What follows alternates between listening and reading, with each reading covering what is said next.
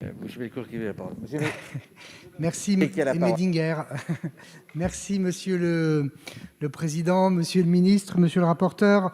Un amendement rédigé par le collègue Viry qui propose, après le mot « accueil », d'insérer les mots « et recueillis par elle », c'est-à-dire que le but, c'est que ce sont les familles qui recueillent des animaux errants sans passer par le refuge doivent être astreints aux mêmes conditions et obligations que celles qui accueillent temporairement, sans transfert de propriété à leur domicile, un chat ou un chien confiés sous la responsabilité d'un refuge en attente d'adoption.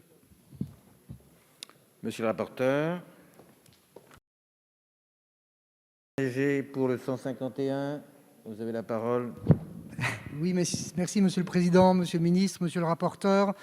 L'identification des animaux est une obligation pour chaque propriétaire. Cependant, les contrôles sont insuffisants et surtout ne prévoient aucune sanction. Donc cet amendement vise à sanctionner le défaut d'identification de son animal par une amende de 5e classe. On le sait bien, une loi qui ne prévoit pas de sanction en cas de non-respect n'est qu'un simple vœu pieux. Or, l'identification est une nécessité pour lutter contre la prolifération des animaux errants et pour renforcer la responsabilisation des propriétaires. Pour le 146. Oui, Monsieur le Président, Monsieur le Ministre, Monsieur le rapporteur. Cet amendement a pour but de lutter contre le trafic d'animaux et de briser la chaîne d'approvisionnement des animaleries. Pas les animaleries elles-mêmes, mais les chaînes d'approvisionnement, dont certaines s'approvisionnent dans de véritables fermes-usines. Dans ces élevages intensifs, les animaux sont souvent malades, non socialisés, traumatisés.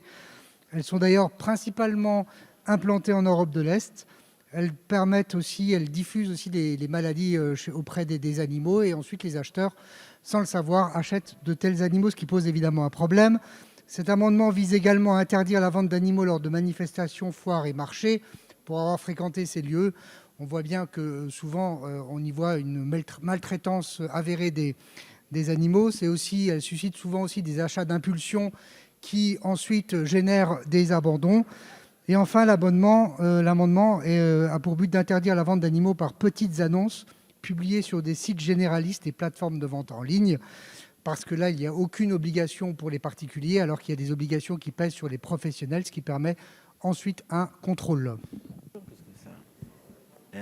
Merci. Alors sur cet amendement, monsieur le rapporteur. Un bon amendement. Merci monsieur